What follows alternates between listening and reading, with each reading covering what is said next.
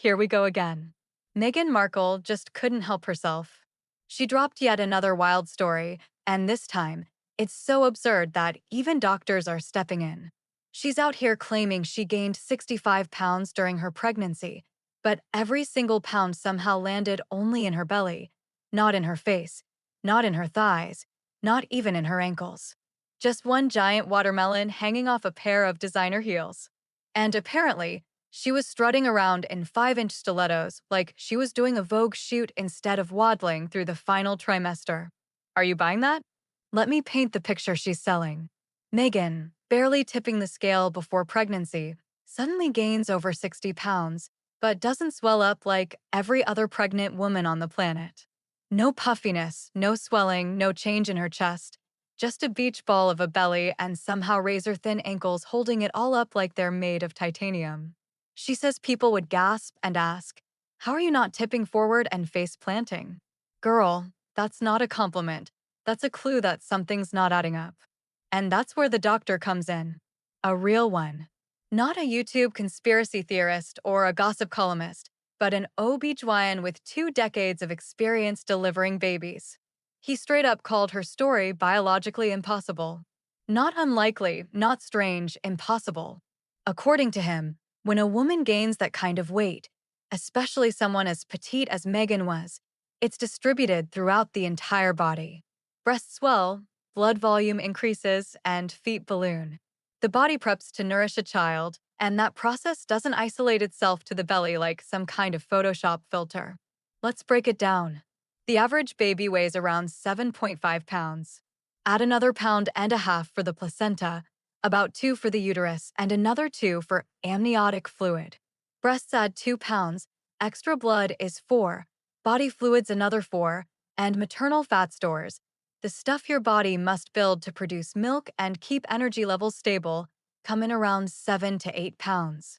That totals somewhere around 30 to 35 pounds for a healthy pregnancy. Maybe 40, but 65 and all in one spot? That's not pregnancy, that's fiction. And here's the kicker. This isn't just about Meghan exaggerating for clout. This is about someone actively insulting people's intelligence.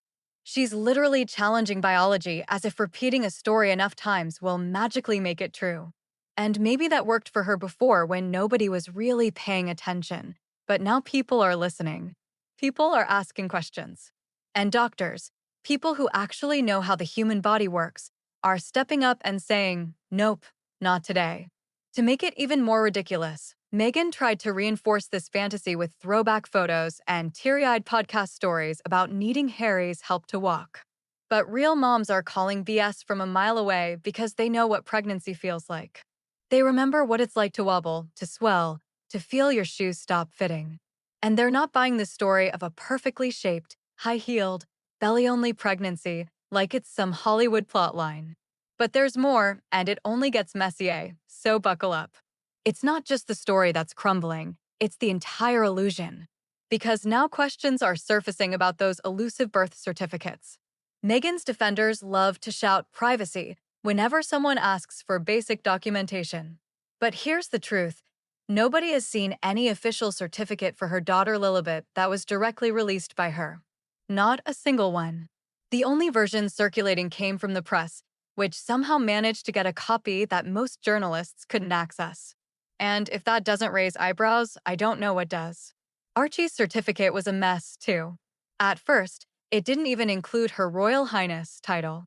Later, it was amended, but not because Meghan made an error. No, that was spun as a choice, a statement. And now with Lilibet, the secrecy has only gotten weirder. If you're so proud of your motherhood and insistent that the world recognize these children, why not be transparent? Why are even basic documents kept under wraps unless they're being fed to the media through back channels? There's a moment in her recent podcast that really exposed her mindset. She makes a dig at the late Queen, talking about how you don't have to tell anyone the name of your child before they're born. Sounds harmless, right? But for those paying attention, it was a sly jab, because she absolutely did tell the Queen. That's been documented. And pretending otherwise is just another example of how she likes to rewrite the narrative to suit her ego. She's always trying to be seen as the rebel, the outsider who broke tradition. but at the same time wants the privileges and titles that come with that tradition. Let's talk about those titles for a second. Those kids are still in the royal line of succession. That's not a minor thing. It ties them and Meghan directly to the institution she claims to loathe. And yet, she leverages it at every opportunity. Publicly, she rants about colonialism and outdated systems, but behind the scenes, she wants her kids treated as prince and princess. It's like trying to cancel the royal family while still using their last name to get a dinner reservation. And what about the people she surrounds herself with? Chrissy Teigen was reportedly present during parts of her video shoots. Yes, the same Chrissy who was accused of telling vulnerable young people to harm themselves online. That's who she chooses to collaborate with while simultaneously selling herself as a mother, a mentor, a female founder. It's also carefully curated like an Instagram feed, but the edges are cracking. And here's where it really unravels. Meghan loves to call herself a female founder now. She just launched a brand supposedly backed by Netflix. But look closely. Netflix's name is nowhere on her website. No logo, no mention, nothing. Which begs the question, was Netflix really a partner, or were they just quietly trying to fulfill a contract to avoid more PR headaches?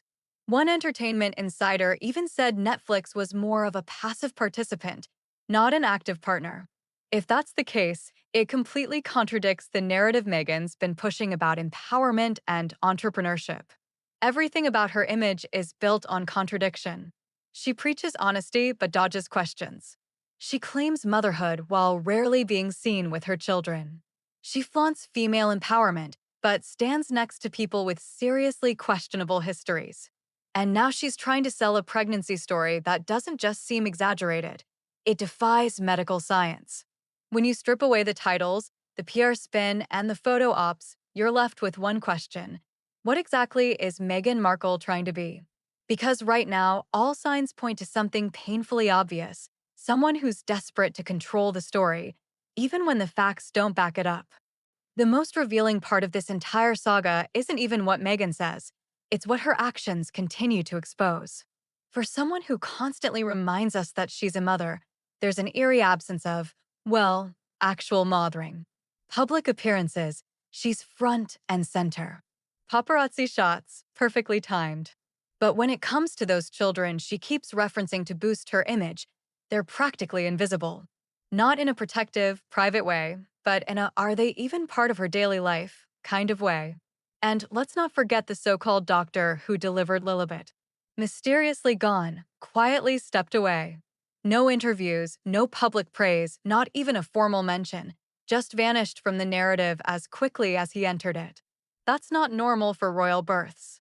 You typically have a team of physicians who proudly sign their name to the record. They're part of history. But here, there's only silence. That alone has sparked endless questions that no one in Meghan's camp seems eager to answer. Then there's the comparison to Kim Kardashian and Jennifer Lopez, two women who actually went through highly public pregnancies. Their bodies changed visibly. Their weight gain was obvious, realistic, and well documented. Meghan's claim that her 65-pound gain magically bypassed every other part of her body except her belly is not just implausible, it's laughable. When JLo carried twins, she gained 50 pounds, and it showed in every inch of her frame. Kim had preeclampsia, swelled like a balloon, and still owned it. Meghan, on the other hand, wants us to believe she floated through pregnancy like a size 0 mannequin with a bowling ball tucked under her dress. And what's with Harry's bizarre restrictions during the pregnancy? Reports say he demanded she never be filmed without a coat. Why? What's the obsession with hiding the belly if the pregnancy was legitimate? Why were Getty Images told to back off? Why was a specific photo taken just hours apart showing two completely different belly sizes? It all points to the same conclusion. Meghan is carefully crafting a version of events where she's always the victim, the trailblazer, the misunderstood genius. But she's underestimated just how closely people are watching. Now the inconsistencies are piling up, and no amount of polished Instagram quotes or podcast whispers can cover them anymore. At this point, the story isn't about pregnancy anymore. It's about credibility.